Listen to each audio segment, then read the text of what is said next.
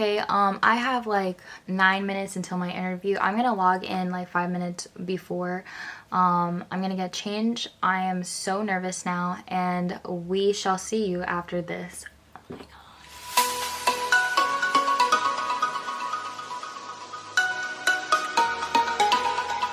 Hey guys, welcome to my channel. I'm Nadia. Thank you for clicking on this video. Today I'm going to be kind of going through the process of interviewing with occupational therapy schools. This is my very first OT interview, so I'm a little bit nervous, but it just hasn't hit me yet. You never know, like that feeling, like an event is coming up, everything's fine. You know that you should be nervous, but you're not nervous. But I think when the time gets closer, I'll definitely start to feel the nerves. Whoever's watching this, you might be going into OT school, you might be considering OT school, you might be going through the interview process itself. And so I hope that this video helps you, and I hope that I can give you insight kind of on what process I'm going through and what the process might look like. So, yes. I'm gonna be going over 10 questions that OT schools will probably ask you on your OT interview. So the first question is, tell me about yourself. So this is a good time to give a little bit of an intro about yourself and the skills that you possess and how you're going to utilize these skills in their department. The second thing that they will probably ask you is, why do you want to go to that school? So this is a good time to do your research about the school. So try to find something that you find interesting about the school, whether it's the location, whether it's the facilities that they have, about the professors, etc.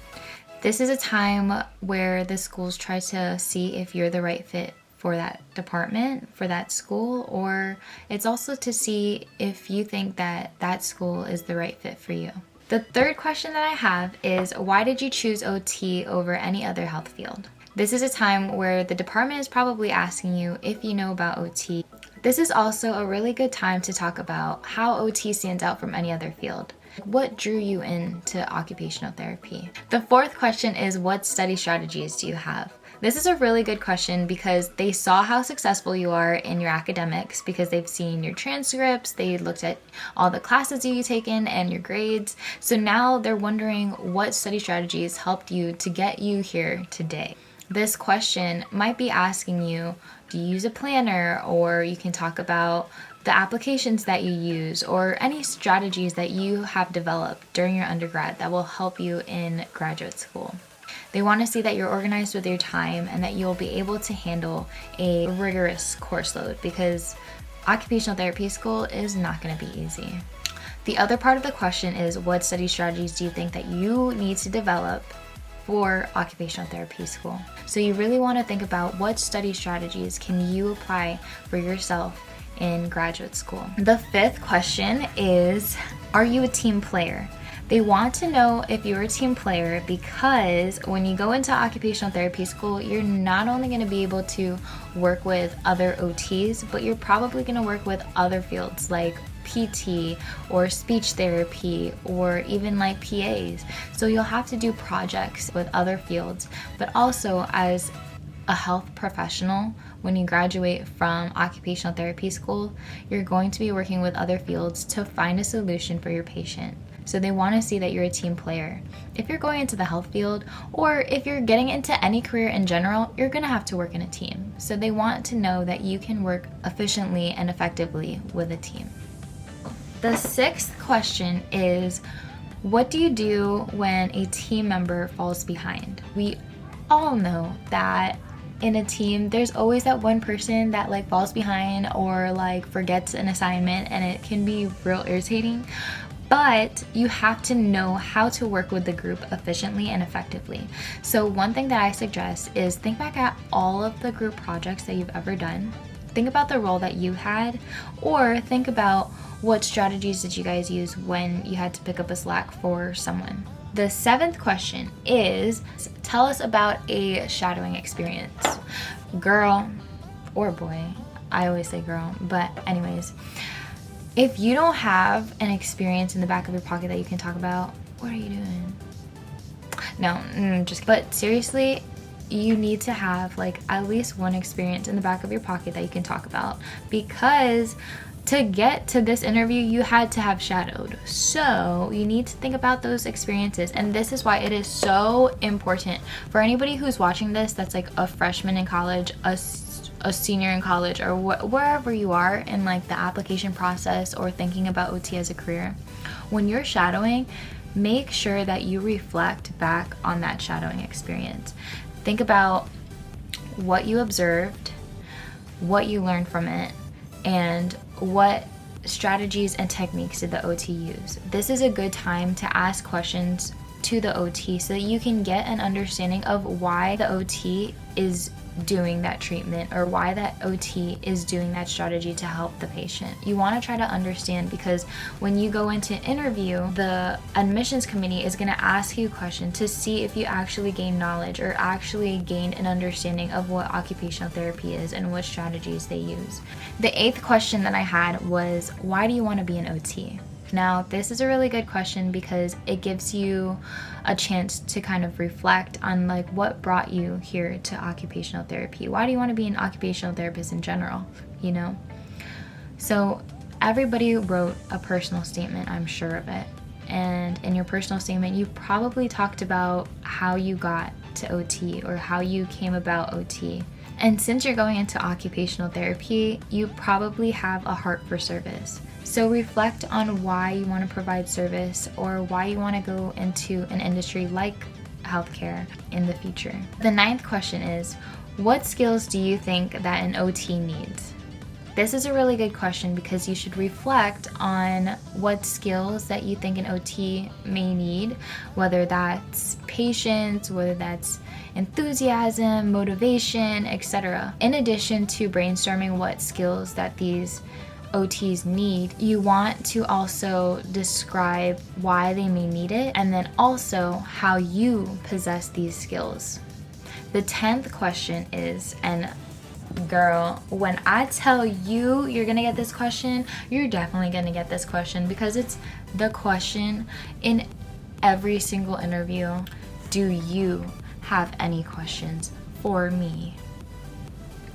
Girl, you better have questions, because if you don't got questions, whether you're asking about the program, whether you're asking about a certain class, you want to provide questions for the admissions committee, because it shows interest. It shows that you're interested in the program, that you're invested in the program. Whether this is your dream school or whether this is just one of your backup schools, always take it seriously. Take the interview process seriously, because you never know what opportunities may lie at your footsteps.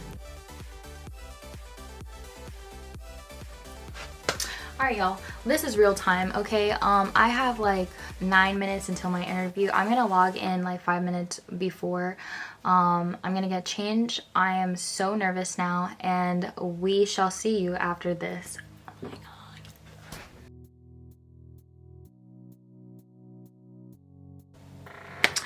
Y'all, okay, I just finished my interview.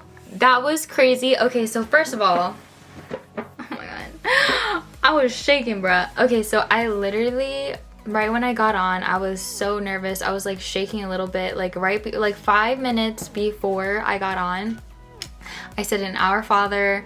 I was like, Lord, like, just calm my nerves, because I'm gonna, you know, like start getting really nervous. And believe it or not, I did. But it actually went really well.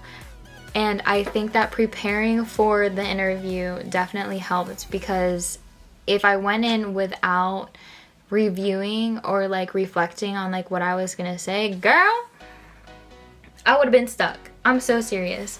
One tip is to be yourself and try to, you know, calm your nerves before you go in. And if you get nervous, just remind yourself like everything is gonna be okay. You prepared for this, and just be yourself. So during the interview, what it was like is that, and this is very different, I'm sure, like as it would be in person, but basically I logged into the Zoom link, and it was kind of awkward because I was like, wait, those aren't the people that I'm supposed to interview with. It's actually the admissions committee. And so the admissions committee kind of like prepares me and to go into a breakout room. And so when they sent me to a breakout room, I was with the professors that were asking me questions for the interview.